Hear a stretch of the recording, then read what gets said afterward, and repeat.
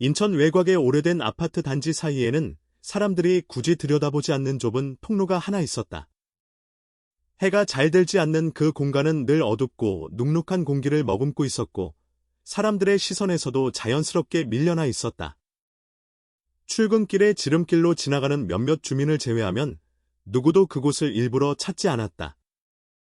도시의 빠른 호흡과는 분리된 채 그 통로는 마치 시간이 멈춘 구역처럼 존재했다.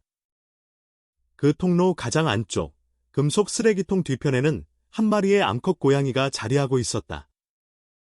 이름도 없고, 주인도 없고, 누군가의 보호를 받아본 적도 없는 존재였다.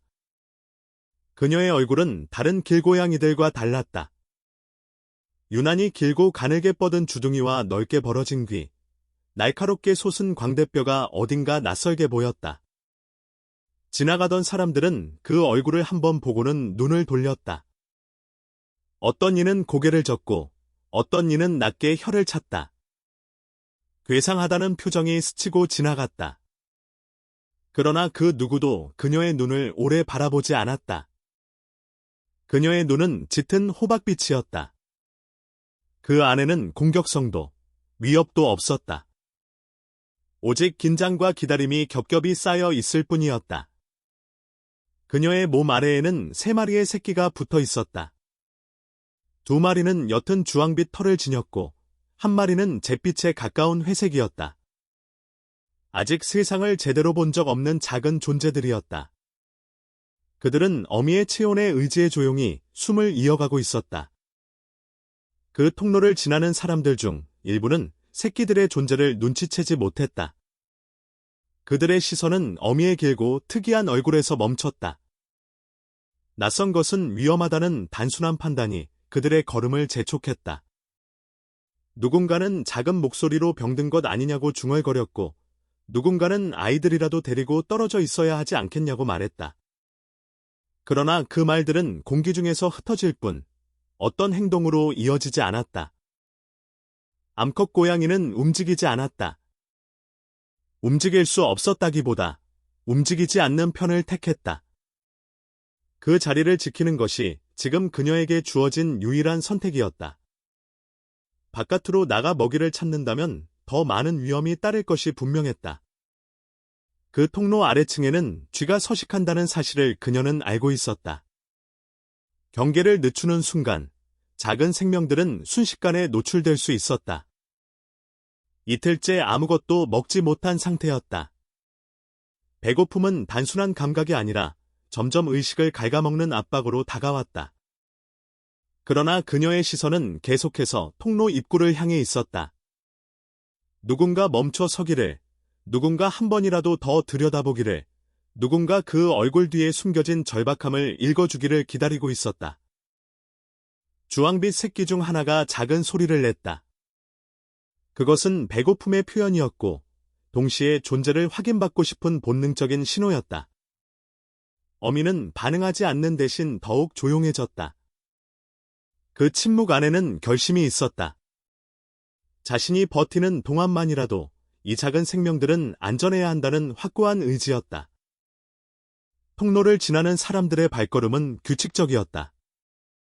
출근하는 직장인, 장을 보러 가는 노인, 학원에 가는 학생. 그들 모두에게 그곳은 단지 통과 지점이었다.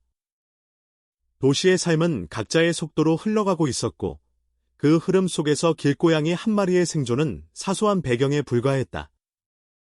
어느 날 저녁, 바람이 약간 차가워진 시간에 통로를 지나는 발걸음이 하나 더 멈추었다. 29살의 한지원이었다. 그녀는 서울에 본사를 둔 회사의 인천지사에서 근무하는 평범한 직장인이었다. 계약직에서 정규직 전환을 앞두고 있었고 하루 대부분을 숫자와 보고서 속에서 보냈다. 업무가 끝난 뒤 그녀의 머릿속에는 늘 해야 할 일들이 남아 있었다. 통로를 지나는 것도 단지 시간을 아끼기 위한 선택이었다. 지원의 시선이 쓰레기통 뒤편에 닿았을 때 처음 느낀 것은 놀람이었다. 그 얼굴은 익숙한 귀여움과 거리가 멀었다. 그러나 놀람은 오래가지 않았다. 그녀는 그 아래에 숨겨진 세계의 작은 형태를 인식했다. 주황색 2개와 회색 하나. 그것이 단순한 그림자가 아니라 숨쉬는 생명이라는 사실이 인지되는 순간 그녀의 걸음은 더 이상 가볍지 않았다. 지원은 서서 그 광경을 바라보았다. 고양이의 눈이 그녀를 향해 있었다. 공격적인 기색은 없었다. 대신 설명하기 어려운 감정이 담겨 있었다. 도움을 요청하는 것도 위협하는 것도 아닌 그저 존재를 인정받고 싶다는 듯한 시선이었다. 그녀의 가방 안에는 점심시간에 다 먹지 못한 김밥이 남아 있었다. 회의가 길어지면서 식사는 대충 넘겼고 그 일부가 그대로 들어 있었다. 지원은 잠시 망설였다. 이 행동이 문제를 키우는 건 아닐지, 단지 감정에 휘둘리는 건 아닐지 생각이 스쳤다. 그러나 다시 고양이의 눈과 마주쳤을 때 계산은 의미를 잃었다. 그녀는 김밥을 꺼내 조심스럽게 놓았다. 고양이는 곧바로 다가오지 않았다. 긴장과 허기 사이에서 균형을 잡고 있었다. 몇 초의 침묵이 길게 이어졌다. 결국 배고픔이 먼저였다. 고양이는 조심스럽게 먹이를 받아들였다. 그 순간 새끼들의 작은 움직임이 어미의 몸 아래에서 느껴졌다. 지원은 휴대전화를 꺼냈다. 화면에 비친 장면은 단순한 기록 이상이었다. 길고 특이한 얼굴의 어미와 그 아래에 붙어있는 3마리의 새끼, 그리고 비어가는 김밥 용기. 사진은 현실을 증명하는 자료처럼 보였다. 지원은 그 자리를 오래 지키지 않았다. 더 머물면 감정이 깊어질 것 같았다. 그러나 통로를 벗어나면서도 그녀의 머릿속에는 호박빛 눈이 남아 있었다. 그녀의 집은 반려동물을 허용하지 않는 오피스텔이었다. 계약서에는 명확한 조항이 적혀 있었다. 감정만으로 해결할 수 없는 현실이 존재했다. 그날 밤, 지원은 침대에 누워도 쉽게 잠들지 못했다. 사진을 다시 열어보았다. 화면 속 고양이는 여전히 그 자리에 있었다. 그 통로는 여전히 어둡고 새끼들은 여전히 어미 아래에 붙어 있었다. 도시의 수많은 이야기 중 하나에 불과할지도 모르는 장면이 그녀의 마음을 붙잡고 놓지 않았다. 지원은 알고 있었다. 내일도 출근을 해야 하고 보고서를 제출해야 하며 계약 갱신을 준비해야 한다는 사실을. 그러나 동시에 또 하나의 사실도 분명했다.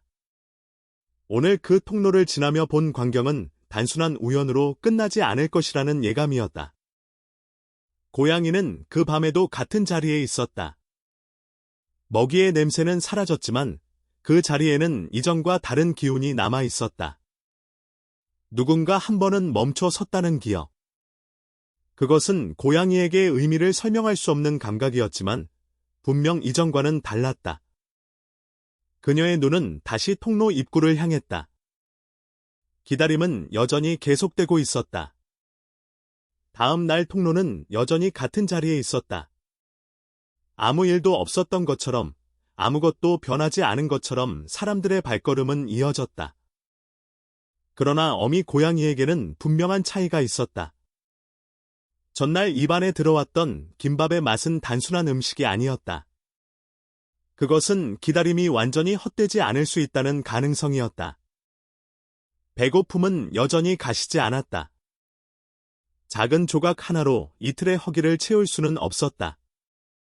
그러나 그 조각은 생존의 시간을 조금 더 연장시켜 주었다. 새끼들은 여전히 어미의 몸 아래에서 서로를 밀어내며 젖을 찾고 있었다. 어미의 몸은 이미 가벼워질 대로 가벼워진 상태였다. 그럼에도 불구하고 그녀는 자리를 지켰다. 통로를 지나던 사람들 중 몇 명은 전날보다 더 빠르게 시선을 거두었다. 어떤 이는 누군가 먹이를 주는 것을 보았는지 그 근처에 쓰레기가 더 쌓일까 걱정스러운 표정을 지었다. 누군가는 길고 특이한 얼굴을 다시 한번 확인하듯 흘끗 보고 지나갔다. 그들의 판단은 빠르고 단순했다. 도움은 책임을 동반한다는 사실을 알고 있었기 때문이다. 어미 고양이는 그 판단을 이해할 수는 없었지만 결과는 분명히 알고 있었다. 대부분의 발걸음은 멈추지 않는다. 그녀는 여전히 통로 입구를 향해 시선을 두고 있었다. 누군가의 멈춤이 반복되기를, 어쩌면 같은 사람이 다시 나타나기를 기다리고 있었다. 지원은 회사에 도착했지만 집중하기 어려웠다. 보고서의 숫자들이 눈에 들어왔지만 머릿속에는 통로의 장면이 겹쳐졌다.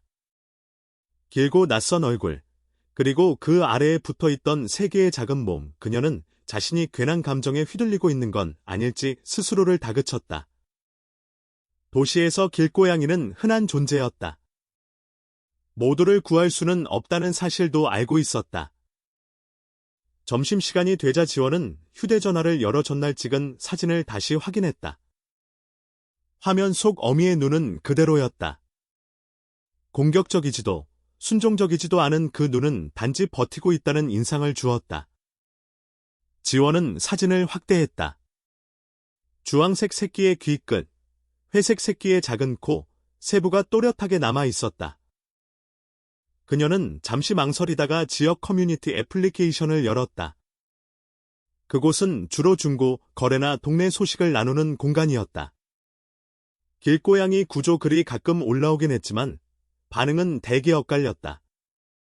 지원은 몇 줄의 문장을 적었다가 지웠다. 감정이 과해 보일까 걱정되었고 무책임하다는 비난을 받을까 두려웠다. 그러나 머릿속에 남은 것은 그 눈이었다. 지원은 다시 글을 썼다.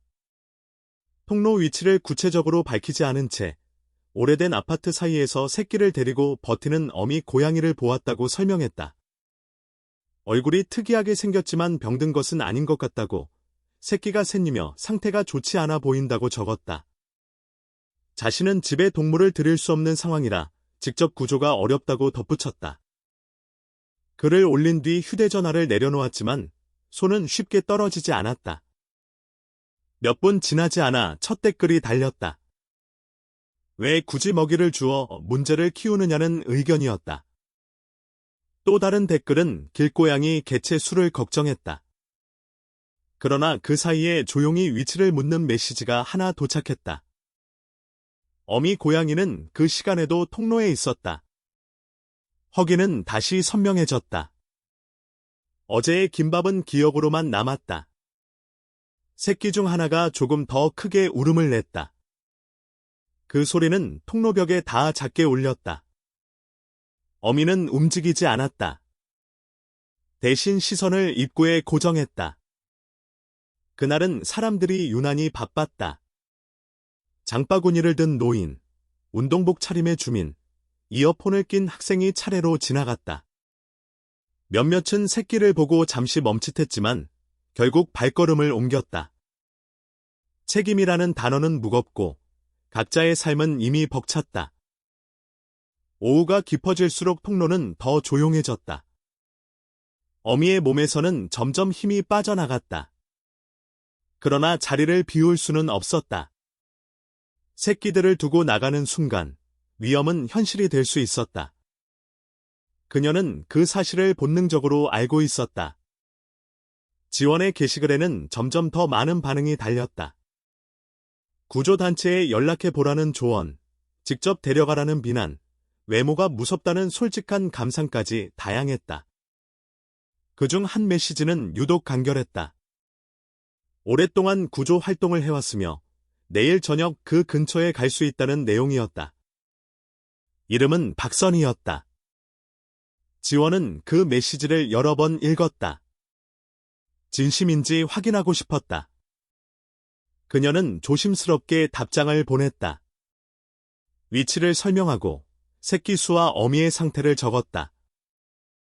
통로가 좁고 사람들의 시선이 많지 않다는 점도 덧붙였다. 답장은 빠르게 돌아왔다. 구조는 신중해야 하며 무엇보다 어미의 신뢰를 얻는 것이 중요하다는 내용이었다. 새끼부터 옮기고 마지막에 어미를 유도해야 한다고 했다. 지원은 그 문장을 읽으며 마음이 복잡해졌다. 단순히 먹이를 주는 것과 구조는 다른 문제였다. 그날 저녁, 지원은 다시 통로를 찾았다. 회사에서 바로 이동한 탓에 가방은 무거웠고 마음은 더 무거웠다. 통로 입구에 서자 어미의 눈이 먼저 그녀를 알아보았다. 경계는 여전했지만 완전한 거부는 아니었다. 지원은 오늘도 간단한 먹이를 준비했다. 어미는 잠시 망설이다가 다가왔다. 새끼들은 어미의 움직임에 반응했다. 지원은 멀리서 그 모습을 지켜보았다. 그녀는 자신이 이 장면의 일부가 되어가고 있다는 사실을 인지했다. 집으로 돌아가는 길에 지원은 다시 메시지를 확인했다. 박선희는 다음 날 저녁 구체적인 시간과 만남 장소를 제안했다. 플라스틱 이동장과 사료를 준비하겠다고 했다. 지원은 답장을 보내며 손끝이 약간 떨렸다. 이제 단순한 목격자가 아니었다. 통로의 어미 고양이는 그날 밤도 같은 자리에서 새끼를 감쌌다. 허기는 완전히 사라지지 않았지만 완전한 절망도 아니었다.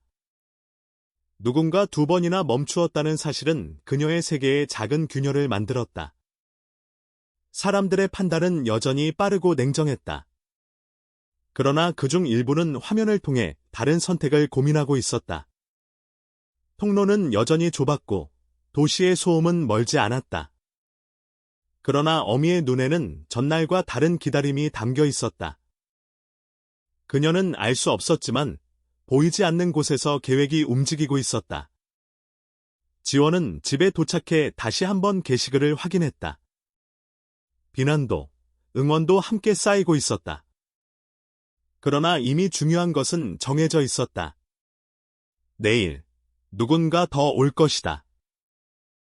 통로의 어둠은 여전했지만 그 안의 긴장은 조금 달라졌다. 어미는 여전히 버티고 있었고 새끼들은 여전히 어미 아래에 붙어 있었다. 그러나 이번 기다림은 단순한 생존의 반복이 아니었다. 선택이 다가오고 있었다. 다음 날 저녁, 한지원은 약속한 시간보다 조금 이르게 통로 근처에 도착했다. 가방 안에는 평소보다 단단한 마음이 들어 있었다. 어제와는 달리 오늘은 혼자가 아니었다. 박선희가 곧 도착할 예정이었다. 지원은 통로 입구에 서서 잠시 숨을 고르듯 멈추었다. 안쪽에서 익숙한 시선이 느껴졌다. 어미 고양이는 이미 그녀를 보고 있었다.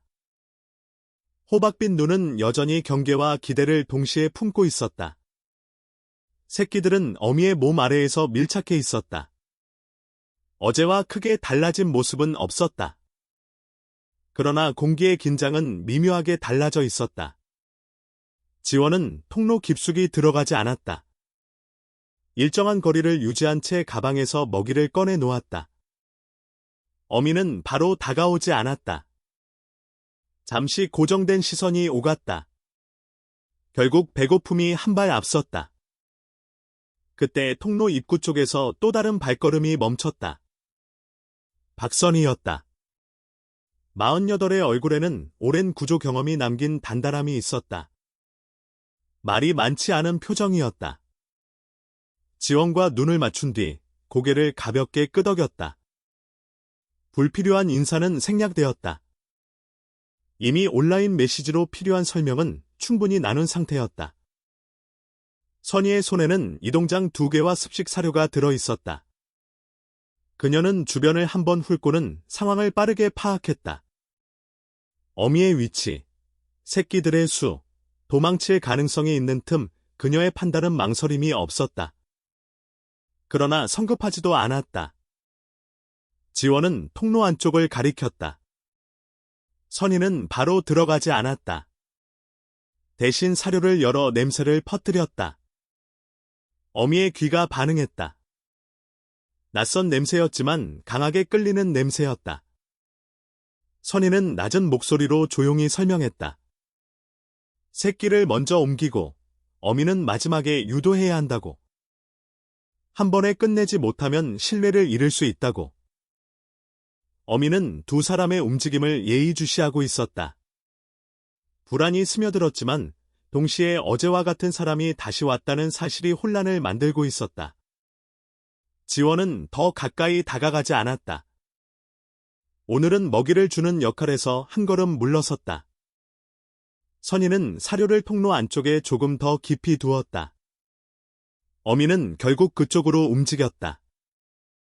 새끼들은 어미의 이동에 따라 몸을 풀었다. 그 순간이 선희가 기다리던 틈이었다. 그녀는 빠르게 새끼 한 마리를 이동장 안에 넣었다. 작은 울음이 터졌다. 어미의 눈이 번쩍였다. 긴장감이 통로를 가득 채웠다. 어미는 돌아섰다. 그러나 선희의 손은 이미 두 번째 새끼를 향해 있었다. 지원은 숨을 멈춘 채 지켜보고 있었다. 비난이나 걱정의 댓글이 떠올랐다. 이 장면이 잘못되면 모든 것이 무너질 수 있다는 생각이 스쳤다. 두 번째 새끼도 이동장 안으로 들어갔다. 어미는 낮게 소리를 냈다. 그러나 발톱을 드러내지 않았다. 그녀의 눈은 혼란과 계산 사이에서 흔들리고 있었다. 세 번째, 회색 새끼가 마지막이었다. 가장 작고 가장 조용했던 존재였다. 선희는 그 작은 몸을 조심스럽게 옮겼다. 이동장 안에서 세 마리가 모여 있었다. 울음은 이어졌지만 길게 지속되지는 않았다. 어미의 시선은 그 안에 고정되어 있었다. 이제 남은 것은 어미 자신이었다. 선희는 두 번째 이동장을 여러 통로 입구 쪽에 두었다. 사료를 그 안쪽에 놓았다. 어미는 움직이지 않았다. 새끼들의 소리가 다시 들렸다. 그 소리는 어미의 본능을 자극했다. 그녀는 이동장 쪽을 보았다가 다시 통로 깊숙한 자리로 시선을 돌렸다. 지원은 속으로 기도하듯 기다렸다. 이 순간을 위해 어제부터 이어진 모든 선택이 쌓여 있었다. 선희는 아무 말도 하지 않았다. 다급함은 상황을 망칠 뿐이라는 것을 알고 있었다. 새끼 중 하나가 더 크게 울었다. 어미의 몸이 미묘하게 움직였다. 선택은 빠르게 내려졌다. 새끼가 있는 곳으로 가야 한다는 단순한 원칙이 다른 모든 감정보다 앞섰다. 그녀는 이동장 안으로 들어갔다. 그 순간 선희의 손이 문을 닫았다. 통로 안의 공기가 갑자기 가벼워졌다. 긴장으로 조여있던 시간이 풀렸다. 지원은 그제야 숨을 내쉬었다. 어미는 이동장 안에서 새끼들을 감쌌다. 경계는 여전했지만 공격성은 없었다. 그녀는 상황을 이해하지 못했지만 새끼들이 곁에 있다는 사실만은 확인했다. 선희는 이동장을 조심스럽게 들어 올렸다. 통로를 빠져나오는 동안 지원은 뒤를 돌아보았다. 그 자리는 비어 있었다. 며칠 전까지만 해도 생존의 전부였던 공간이 갑자기 무의미해진 듯했다. 차에 도착하자 이동장은 뒷좌석에 놓였다. 어미는 여전히 새끼들을 가리고 있었다. 지원은 옆에 앉았지만 손을 뻗지 않았다. 지금은 신뢰를 강요할 시간이 아니었다. 선희는 짧게 설명했다. 우선 자신의 보호 공간으로 이동한 뒤 상태를 확인하고 바로 병원으로 갈 가능성도 있다고. 어미의 체력은 이미 많이 떨어져 있을 것이라고 했다. 지원은 고개를 끄덕였다. 그녀는 이제 관찰자가 아니었다. 책임의 일부가 되어 있었다. 차가 움직이는 동안 이동장 안은 조용했다. 울음은 점차 잦아들었다. 어미는 낯선 진동과 소리에 긴장했지만 새끼들을 놓지 않았다. 그 모습은 통로에서와 다르지 않았다.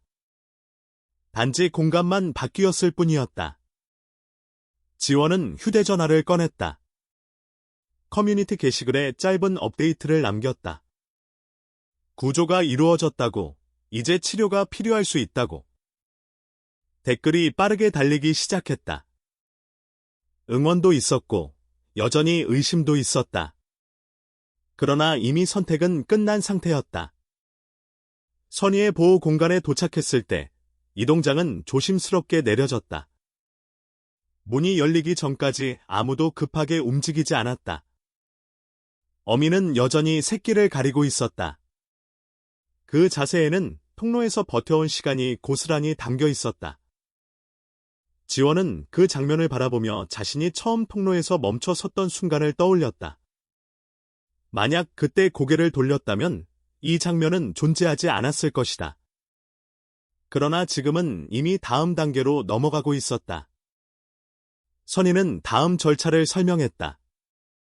병원 진료가 필요할 가능성이 높다고. 겉으로 보이는 것보다 내부 상태가 더 심각할 수 있다고. 지원은 다시 한번 고개를 끄덕였다. 그녀는 이제 되돌아갈 수 없다는 것을 알고 있었다. 어미 고양이는 보호 공간 안에서도 새끼들을 중심으로 삼았다.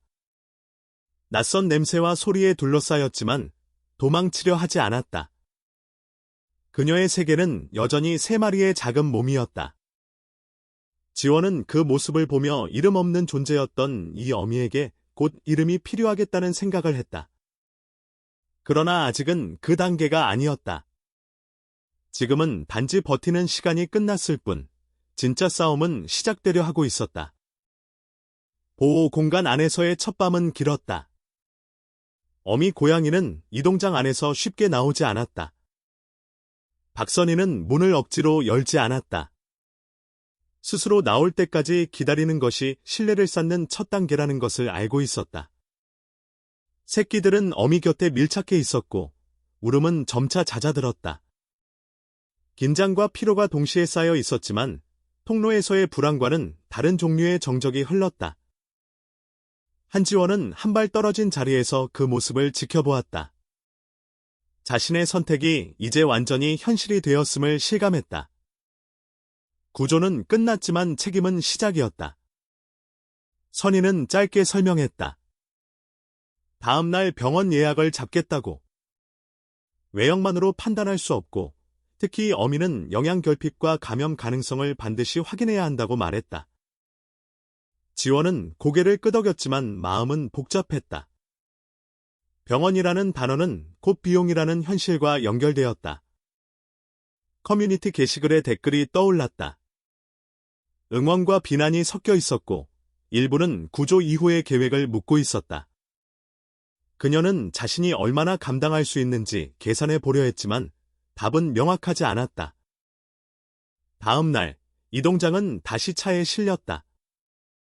어미는 전날보다 덜 저항적이었지만 여전히 긴장 상태였다. 새끼들은 한데 모여 있었다. 병원에 도착했을 때 접수대에서는 길고양이 구조라는 말에 익숙한 반응을 보였다. 그러나 진료실 안의 분위기는 다르게 무거웠다. 수의사는 어미의 얼굴을 오래 바라보았다. 길고 좁은 구조와 튀어나온 광대뼈를 확인하며 차분히 말했다. 외형은 선천적 특징일 가능성이 높다고. 그러나 외형과 건강은 별개의 문제라고 덧붙였다. 체중은 정상 범위보다 한참 아래였고 잇몸은 창백했다. 청진 결과도 좋지 않았다. 폐에서 거친 소리가 들린다고 했다. 혈액 검사와 기본 검사가 진행되었다. 기다리는 시간은 길게 느껴졌다. 지원은 진료실 밖에서 휴대전화를 들여다보았다. 게시글에는 여전히 새로운 댓글이 달리고 있었다. 구조를 칭찬하는 글도 있었지만 책임을 끝까지 질 수 있느냐는 질문도 이어졌다. 그녀는 답을 달지 않았다. 아직 결과가 나오지 않았기 때문이다. 검사 결과는 예상보다 무거웠다. 심한 빈혈, 탈수, 폐렴 초기 증상, 그리고 바이러스 감염 가능성. 수의사는 치료가 시급하다고 말했다. 입원이 필요하며 치료 기간은 상태에 따라 달라질 수 있다고 했다. 비용 설명이 이어졌다. 숫자는 지원의 머릿속에서 빠르게 계산되었다.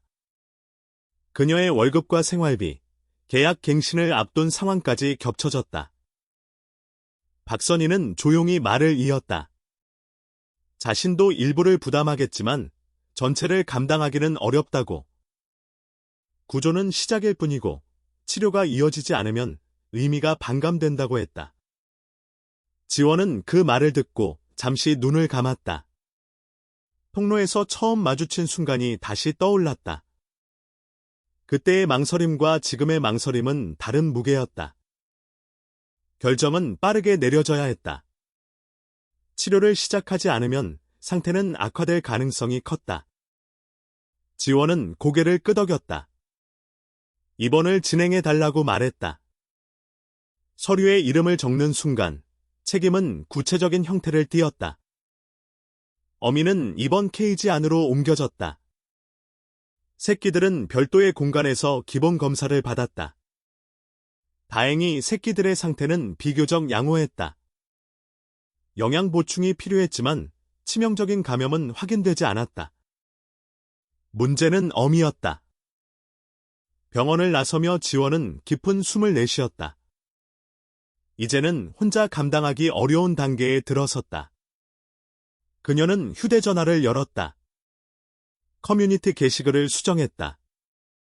검사 결과를 구체적으로 적었다. 빈혈 수치, 폐렴 의심, 바이러스 가능성, 그리고 치료 비용의 대략적인 범위를 공개했다. 감정적인 표현은 최대한 줄였다. 사실만 나열했다. 게시글을 올린 뒤 몇 분이 지나지 않아 반응이 쏟아졌다. 진짜로 치료까지 갈 줄 몰랐다는 댓글, 왜 처음부터 구조를 했느냐는 비판, 그러나 그 사이에 소액 후원을 하겠다는 메시지도 도착했다. 계좌를 묻는 쪽지도 이어졌다. 지원은 계좌 정보를 공개하는 것이 부담스러웠지만 투명하게 진행해야 한다는 생각이 더 컸다. 박선희는 구조 경험상 초반 반응이 중요하다고 말했다. 투명한 자료와 병원 영수증을 함께 올리면 신뢰가 높아진다고 조언했다. 지원은 병원에서 받은 진단서와 예상 견적서를 사진으로 찍어 첨부했다. 개인정보는 가렸다. 몇 시간이 지나자 입금 알림이 하나둘 울리기 시작했다. 10,000원, 5,000원, 2,000원 큰 금액은 아니었지만 숫자가 쌓였다. 지원은 화면을 보며 복잡한 감정에 휩싸였다. 얼굴이 무섭다고 말하던 사람들과 치료를 응원하는 사람들이 동시에 존재했다. 사회는 언제나 단일한 방향으로 움직이지 않는다는 사실을 실감했다. 병원에서는 첫 치료가 시작되었다. 수액과 항생제, 영양 보충이 진행되었다. 어미의 체온은 불안정했고 호흡은 거칠었다. 그러나 의료진은 차분했다. 아직은 가능성이 있다고 말했다. 단, 며칠이 고비가 될 것이라고 덧붙였다. 지원은 퇴근 후 병원을 찾았다. 케이지 안의 어미는 힘이 빠져 있었다. 그러나 새끼들이 있는 공간 쪽을 향해 고개를 두고 있었다. 지원은 그 시선을 읽었다. 자신이 아닌 새끼들을 중심에 둔 세계였다. 그녀는 케이지 앞에서 오래 서 있지 않았다. 괜한 자극을 주고 싶지 않았다. 집으로 돌아가는 길, 지원은 게시글을 다시 확인했다.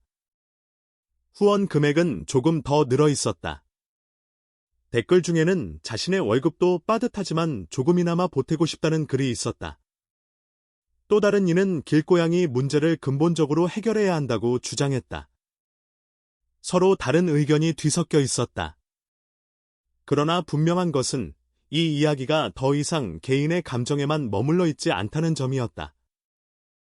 며칠 동안 지원의 일상은 병원과 회사 사이에서 반복되었다.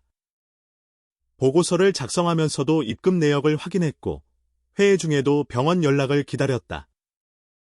계약직에서 정규직 전환 심사가 다가오고 있었지만 그녀의 관심은 다른 곳에 쏠려 있었다. 어느 날 병원에서 연락이 왔다. 빈혈 수치가 조금씩 개선되고 있다고. 폐 상태도 초기보다는 안정적이라고 했다. 아직 안심할 단계는 아니지만 첫 고비는 넘긴 것 같다고 설명했다. 지원은 전화를 끊고 한동안 화면을 바라보았다. 긴장이 조금 풀렸다. 그녀는 게시글의 경과를 업데이트했다. 치료가 진행 중이며 수치가 조금 나아졌다고 적었다. 과장하지 않았다. 아직 갈 길이 멀다는 문장도 덧붙였다. 댓글에는 다행이라는 반응이 이어졌다. 일부는 더 많은 사진을 요청했지만 지원은 병원의 허락 범위 내에서만 공유했다. 박선희는 보호 공간 정리를 계속했다. 새끼들이 돌아올 자리를 마련해야 했다. 어미의 상태가 안정되면 합사 과정도 필요했다. 지원은 그 계획을 들으며 이제 단순한 구조가 아니라 장기적인 돌봄이 시작되었음을 깨달았다. 어미 고양이는 여전히 이름이 없었다. 그러나 병원 기록에는 임시로 통로어미라는 표기가 붙었다. 지원은 그 이름을 보며 생각했다. 통로에서 시작된 이 이야기가 이제는 다른 국면으로 들어섰다고. 그러나 아직 끝은 아니었다. 치료는 진행 중이었고 비용은 계속 발생했다. 그리고 무엇보다 어미의 생명은 여전히 위태로운 선 위에 놓여 있었다. 지원은 그 사실을 알고 있었다. 그래서 게시글을 닫지 않았다. 후원을 요청하는 문장을 지우지 않았다. 비난도 감수하기로 했다. 처음 통로에서 멈춰 섰던 순간처럼 이번에도 물러서지 않기로 선택했다. 병원에서의 며칠은 지원에게 길게 이어진 시험처럼 느껴졌다. 출근과 퇴근 사이, 휴대전화 화면에는 입금 알림과 병원 연락이 번갈아 떠올랐다. 어미 고양이의 빈혈 수치는 조금씩 개선되고 있었지만 여전히 정상 범위와는 거리가 있었다. 항생제와 수액은 계속되었고 폐렴 초기 증상은 완전히 사라지지 않았다.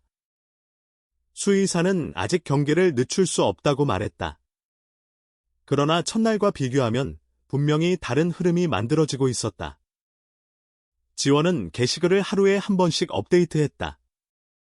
수치의 변화, 치료 진행 상황, 남은 예상 비용을 사실 그대로 적었다. 감정적인 표현은 최대한 줄였지만 문장 사이에는 긴장이 묻어 있었다. 댓글은 여전히 엇갈렸다. 어떤 이는 작은 생명을 위해 끝까지 책임지겠다는 의지를 칭찬했고, 어떤 이는 왜 개인이 감당할 수 없는 일을 시작했느냐고 물었다. 지원은 모든 댓글에 답하지 않았다. 대신 영수증과 진단서를 꾸준히 첨부했다. 투명함이 그녀가 선택한 방식이었다. 박선희는 병원과 긴밀히 연락을 주고받았다. 오랜 구조 경험 덕분에 필요한 질문을 정확히 알고 있었다. 바이러스 검사 결과는 다행히 치명적인 수치는 아니었고 치료의 반응이 나타나고 있었다. 문제는 체력 회복이었다. 장기간 영양 부족으로 근육량이 줄어든 상태였기 때문에 회복에는 시간이 필요했다. 선희는 지원에게 서두르지 말라고 말했다. 지금은 속도가 아니라 안정이 중요하다고. 새끼들은 병원에서 기본 처치를 마친 뒤 선희의 보호 공간으로 옮겨졌다. 세 마리는 서로를 의지하며 비교적 빠르게 환경에 적응했다. 주황색 두 마리는 먹이에 적극적으로 반응했고 회색 새끼는 조용히 뒤를 따랐다. 선희는 이들의 체중을 매일 기록했다. 지원은 퇴근 후 보호 공간을 찾았다. 어미가 없는 상태에서도 새끼들은 불안하게 울지 않았다. 어미의 냄새가 남아있는 담요를 중심으로 모여 있었다.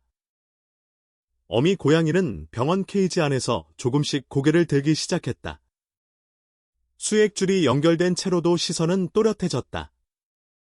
지원이 방문했을 때 어미의 눈은 예전 통로에서와 같은 색을 유지하고 있었다. 공격성은 없었고 무력감도 줄어든 듯 보였다. 수의사는 체온과 호흡이 안정적이라고 말했다. 여전히 약을 계속해야 하지만 위기를 넘긴 것은 분명하다고 설명했다. 그 말을 듣는 순간 지원의 긴장이 조금 풀렸다. 그러나 동시에 다른 현실이 떠올랐다. 병원비는 이미 예상 범위를 넘어가고 있었다. 게시글에 공개된 목표 금액은 거의 도달했지만 추가 치료가 필요할 가능성도 배제할 수 없었다. 그녀는 다시 글을 수정했다. 현재까지 모인 금액과 지출 내역을 상세히 정리했다. 숫자는 솔직했다. 남은 부족분도 숨기지 않았다. 입금 알림은 여전히 이어졌다. 큰 금액은 아니었지만 꾸준했다. 어떤 후원자는 자신의 반려묘 이름을 적으며 응원 메시지를 남겼다. 또 다른 이는 길고양이를 싫어했지만 이번에는 마음이 움직였다고 썼다. 지원은 그 문장들을 읽으며 이 이야기가 단순히 한 마리의 생존 문제가 아니라는 사실을 느꼈다. 사람들의 판단과 감정이 이 작은 생명을 중심으로 움직이고 있었다. 며칠 후, 수의사는 퇴원 가능성을 언급했다. 수치가 안정권에 들어왔고 집에서 약을 먹이며 관리할 수 있다고 했다. 다만 스트레스를 최소화해야 한다고 강조했다. 지원은 선의와 상의했다. 보호 공간에서 일정 기간 회복을 이어가기로 결정했다. 새끼들과의 재회는 천천히 진행해야 했다. 퇴원 날, 어미 고양이는 케이지 안에서 조용히 있었다. 병원에서의 시간은 통로와는 전혀 다른 종류의 싸움이었다. 지원은 서류를 정리하며 마지막 영수증을 확인했다. 예상보다 많은 금액이었지만 게시글에 공개한 모금액으로 대부분 충당할 수 있었다. 부족한 부분은 그녀가 채우기로 했다. 선택에 대한 책임을 피하지 않겠다는 다짐이었다. 보호 공간에 도착했을 때 새끼들의 반응은 즉각적이었다. 냄새를 통해 어미를 인식했다. 울음이 다시 높아졌다. 어미는 약해진 몸으로도 그 소리에 반응했다. 선희는 조심스럽게 합사를 진행했다. 완전한 자유를 주지 않고 일정한 거리를 유지했다. 어미는 새끼들을 확인하듯 바라보았다. 통로에서와 같은 보호 본능이 다시 드러났다. 지원은 그 장면을 지켜보며 처음 통로에서 마주친 순간을 떠올렸다. 그때와 비교하면 상황은 극적으로 달라졌지만 어미의 중심은 변하지 않았다. 3마리의 새끼였다. 그 사실은 병원에서도 보호 공간에서도 그대로였다. 며칠 동안 어미는 약을 먹으며 회복을 이어갔다. 체중이 조금씩 늘었고 털의 윤기도 돌아오기 시작했다. 폐 소리는 많이 안정되었다. 선희는 정기적으로 병원의 경과를 보고했다. 수의사는 완전한 회복까지는 시간이 필요하지만 방향은 좋다고 말했다. 지원은 게시글에 퇴원 소식을 올렸다. 사진 한 장을 함께 첨부했다. 케이지 안에서 새끼들과 다시 모인 어미의 모습이었다. 얼굴은 여전히 길고 특이했지만 눈빛은 이전보다 또렷했다. 댓글에는 안도의 반응이 이어졌다. 일부는 입양 문의를 시작했다. 특히 주황색 새끼 2마리에 대한 관심이 빠르게 늘었다. 선희는 신중해야 한다고 강조했다. 입양은 단순한 감정으로 결정할 수 없다고. 사전 상담과 환경 확인이 필요하다고 말했다. 지원도 동의했다. 통로에서의 생존이 끝났다고 해서 모든 문제가 해결된 것은 아니었다. 다음 단계는 더 신중해야 했다. 어미는 여전히 완전한 신뢰를 보이지는 않았다. 그러나 보호 공간 안에서는 통로에서와 같은 극도의 긴장은 사라졌다. 먹이를 받아들이는 속도도 빨라졌다. 새끼들은 어미의 몸에 기대어 잠들었다. 그 모습은 단순한 안정이 아니라 살아남은 증거처럼 보였다. 지원은 자신이 이 과정에서 얼마나 변했는지 깨달았다. 처음에는 단지 멈춰서서 사진을 찍은 사람에 불과했다. 이제는 치료비 내역을 정리하고 입양 절차를 고민하고 장기적인 계획을 논의하는 사람이 되었다. 그녀는 여전히 회사에 다니고 있었고 계약 문제도 해결해야 했다. 그러나 이 이야기는 그녀의 일상 한가운데에 자리 잡았다. 어미 고양이는 이제 통로의 존재가 아니었다. 병원 기록에도 더 이상 통로 어미라는 임시 표기가 필요하지 않았다. 이름을 붙여야 할 시점이 다가오고 있었다. 그러나 지원은 서두르지 않았다. 이름은 회복이 조금 더 단단해진 뒤에 주고 싶었다. 아직은 완전히 안심할 수 없었기 때문이다. 회복의 과정은 느렸지만 분명했다. 그리고 그 느린 속도는 오히려 신뢰를 쌓는 시간이었다. 지원은 게시글을 닫지 않았다. 여전히 경과를 공유했고 남은 비용과 계획을 투명하게 공개했다. 비난은 줄어들었고 응원은 꾸준히 이어졌다. 어미 고양이는 새끼들 곁에서 조용히 숨을 이어갔다. 통로에서 버티던 시간과는 다른 종류의 긴장이 그녀를 감싸고 있었지만 이제는 혼자가 아니었다. 지원과 선의, 그리고 화면 너머의 사람들까지 보이지 않는 연결이 생겨 있었다. 생존은 끝났고 회복이 시작된 상태였다. 그러나 아직 끝이라고 말하기에는 이르다는 사실을 모두 알고 있었다. 어미 고양이의 상태가 눈에 띄게 안정되기 시작하자 박선희는 다음 단계를 조심스럽게 꺼냈다. 이제는 임시보호가 아니라 장기적인 계획을 세워야 한다는 말이었다. 새끼들은 빠르게 자라고 있었고 입양 무늬도 점점 구체적인 형태를 띠고 있었다. 그러나 어미는 여전히 치료가 완전히 끝난 상태가 아니었고 정서적으로도 불안이 남아 있었다. 지원은 그 말을 들으며 고개를 끄덕였다. 구조 이후의 과정이 더 길다는 것을 이제는 이해하고 있었다. 병원 기록에는 더 이상 위기라는 단어가 없었지만 관리라는 단어가 반복되고 있었다. 약은 계속 필요했고 정기검진도 예정되어 있었다. 며칠 뒤 선희의 보호 공간에서 작은 변화가 시작되었다. 어미 고양이는 이동장 밖에서 보내는 시간이 늘어났다. 여전히 경계는 남아 있었지만 보호 공간 안에서의 움직임은 이전보다 부드러워졌다. 새끼들이 장난을 치듯 서로를 밀어내는 동안에도 어미는 과도하게 긴장하지 않았다. 그 모습은 통로에서의 극단적인 보호 태도와는 분명히 달랐다. 지원은 그 모습을 지켜보며 생각했다. 이제 이름을 붙여도 되지 않을까? 통로 어미라는 임시 표기는 더 이상 어울리지 않았다. 그녀는 조심스럽게 제안했다. 해리라는 이름을. 해는 빛을 의미했고 리는 부드러운 울림을 남겼다. 통로의 어둠을 지나 이곳까지 온 존재에게 어울리는 이름이라고 느꼈다. 선희는 잠시 생각한 뒤 고개를 끄덕였다.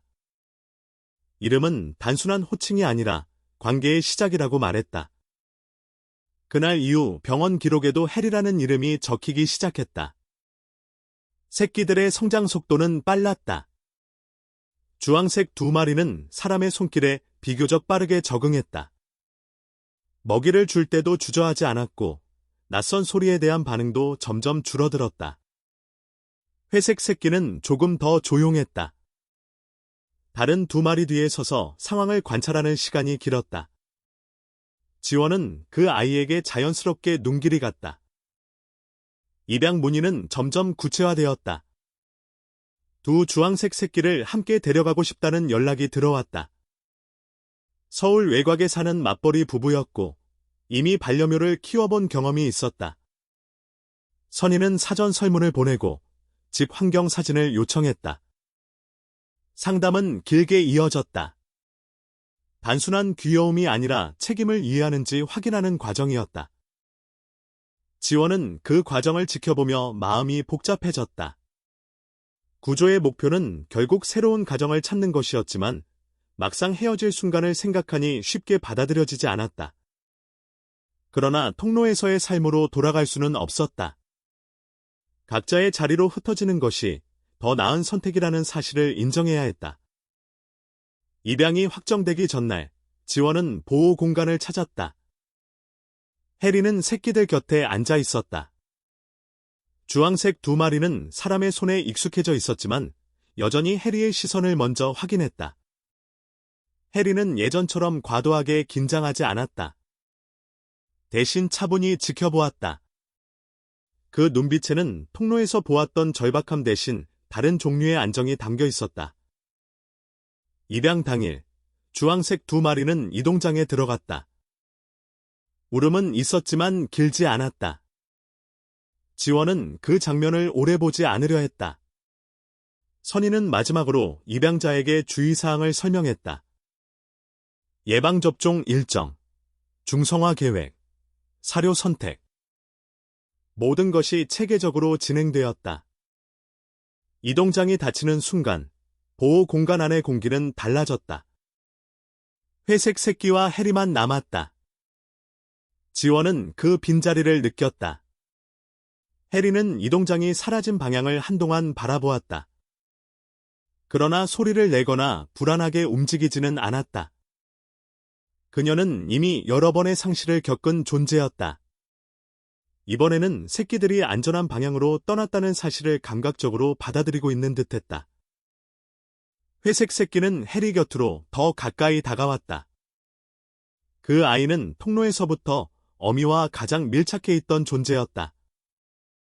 지원은 그 모습을 보며 결정을 내렸다. 이 아이만큼은 해리와 함께 가정을 찾고 싶었다. 분리 입양은 생각하지 않기로 했다. 게시글에는 주황색 2마리의 입양 소식이 올라갔다.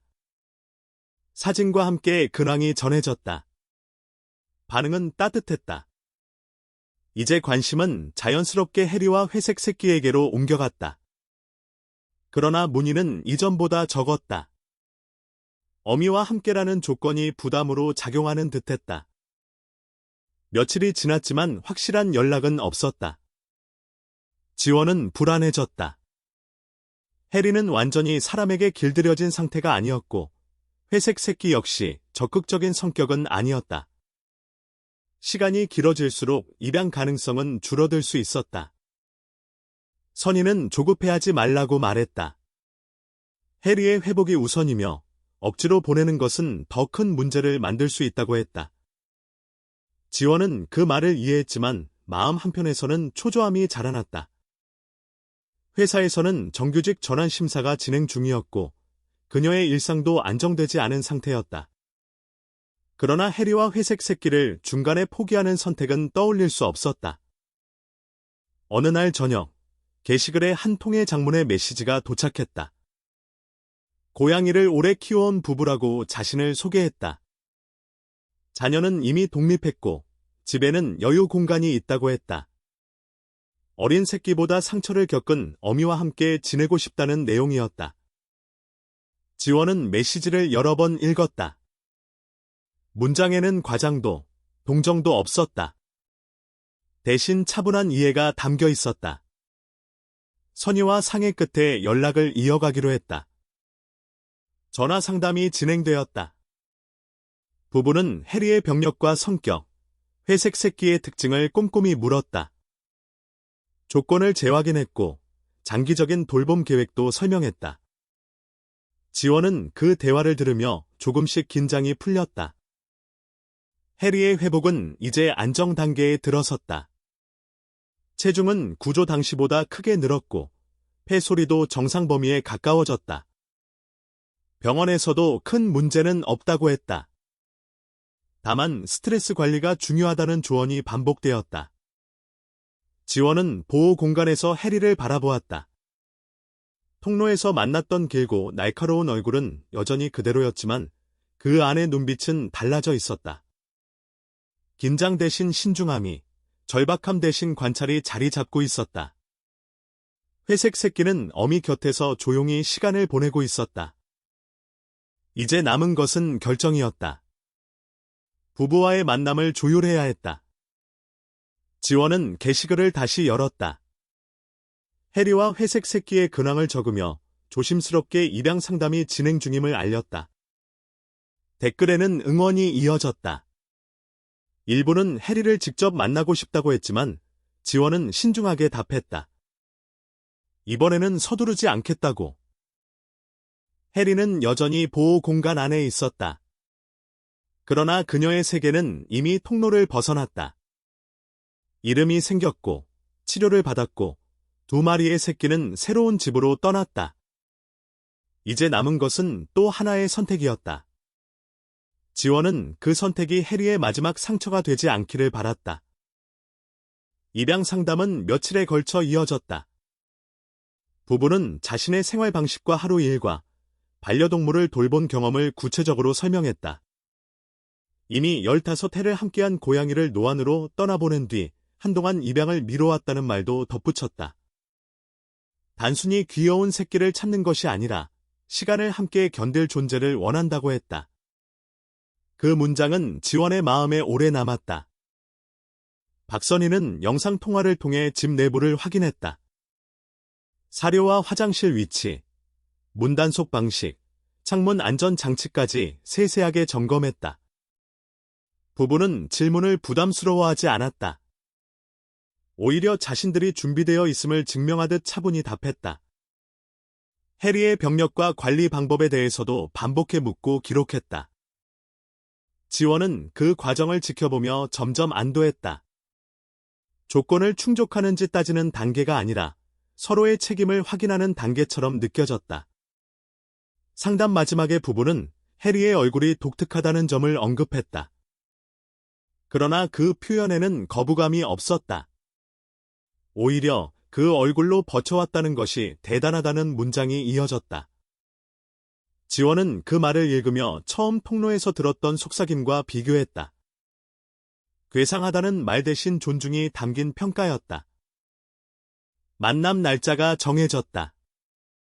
선의의 보호 공간에서 직접 해리와 회색 새끼를 보는 일정이었다. 지원은 그날 회사에서 휴가를 냈다. 정규직 전환 심사가 아직 마무리되지 않았지만 이 자리를 놓치고 싶지 않았다. 그녀의 선택은 이미 우선순위를 분명히 하고 있었다. 부부가 도착했을 때 분위기는 조용했다. 과도한 감정 표현도 성급한 손길도 없었다. 해리는 처음에는 거리를 두었다. 통로에서 처음 만났던 사람들을 대하던 시선과 비슷했다. 그러나 이번에는 도망칠 필요가 없었다. 부부는 일정한 간격을 유지하며 앉아 있었다. 말을 많이 하지 않았다. 대신 해리의 반응을 기다렸다. 회색 새끼는 어미 곁을 떠나지 않았다. 부부는 그 아이에게도 같은 태도를 보였다. 억지로 가까이 다가가지 않고 손을 뻗지도 않았다. 선희는 그 모습을 지켜보며 고개를 끄덕였다. 경험이 있는 사람의 태도였다. 시간이 흐르자 해리의 긴장은 조금씩 풀렸다. 완전한 신뢰는 아니었지만 극단적인 경계도 아니었다. 지원은 그 변화를 놓치지 않았다. 통로에서 시작된 긴장은 여전히 남아 있었지만 그것이 전부는 아니었다. 해리는 이제 상황을 판단하는 존재가 되어 있었다. 상담이 끝난 뒤 부부는 최종 결정을 원한다고 말했다. 해리와 회색 새끼를 함께 데려가고 싶다고. 단, 적응 기간을 충분히 두겠다고 약속했다.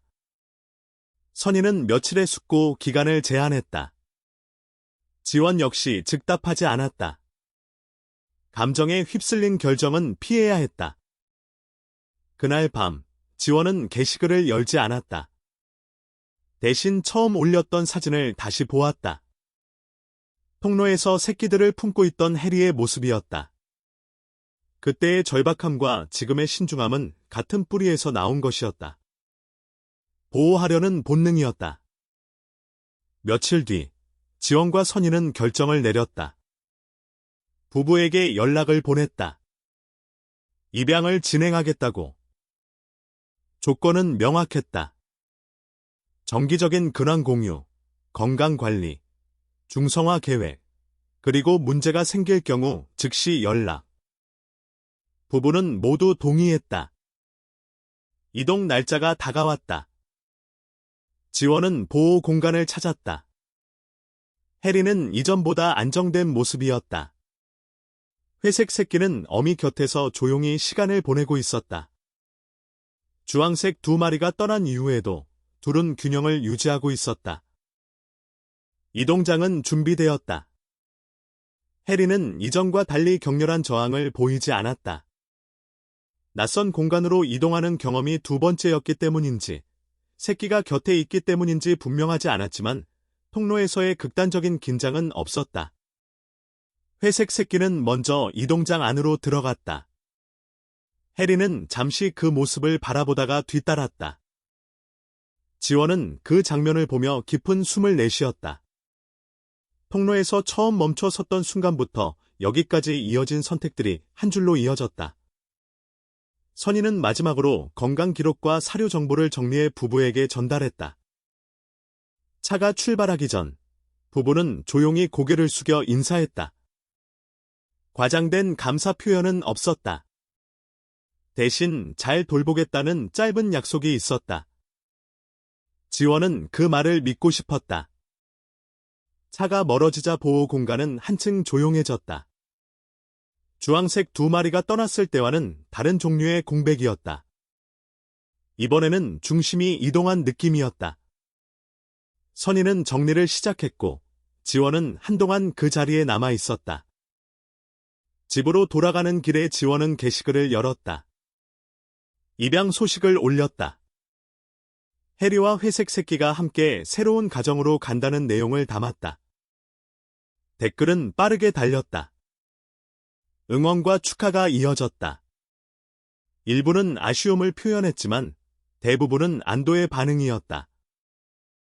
며칠 뒤, 첫 근황 사진이 도착했다. 해리는 집안의 한 구석에서 조용히 앉아 있었고, 회색 새끼는 조금 더 적극적으로 움직이고 있었다. 부부는 적응 기간 동안 억지로 안거나 만지지 않겠다고 적었다. 해리가 먼저 다가올 때까지 기다리겠다고 했다. 지원은 사진을 오래 바라보았다. 해리의 눈빛은 통로에서 보았던 것과 분명히 달랐다. 여전히 경계는 남아 있었지만 그 안에 새로운 안정이 자리 잡고 있었다. 회색 새끼는 어미 곁에서 한 걸음씩 떨어져 나오는 연습을 하고 있었다. 지원은 다시 통로를 떠올렸다. 이제 그곳에는 해리도 새끼들도 없다.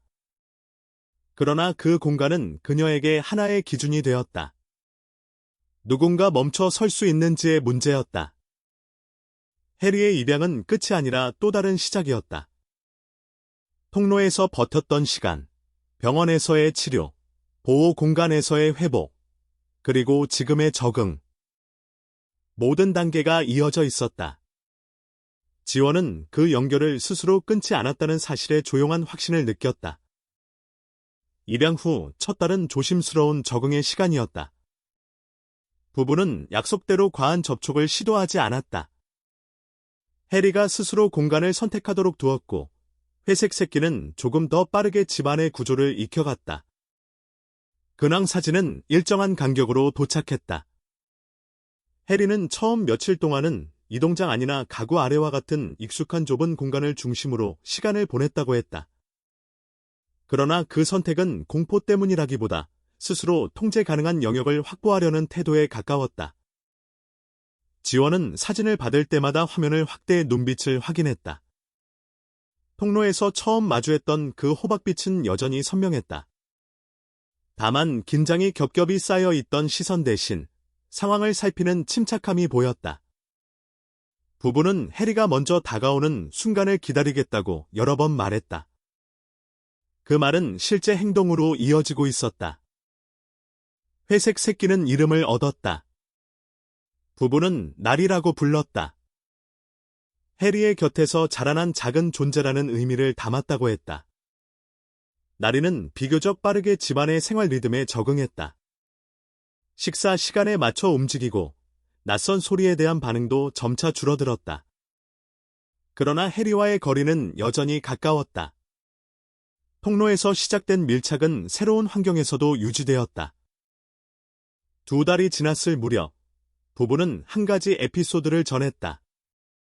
마당에 이웃집 개가 다가왔을 때 해리가 먼저 반응했다고 했다. 격렬한 행동은 아니었지만 나리의 앞을 자연스럽게 막아섰다는 내용이었다. 지원은 그 문장을 읽으며 해리의 본능이 여전히 살아있음을 느꼈다. 보호는 여전히 그녀의 중심이었다.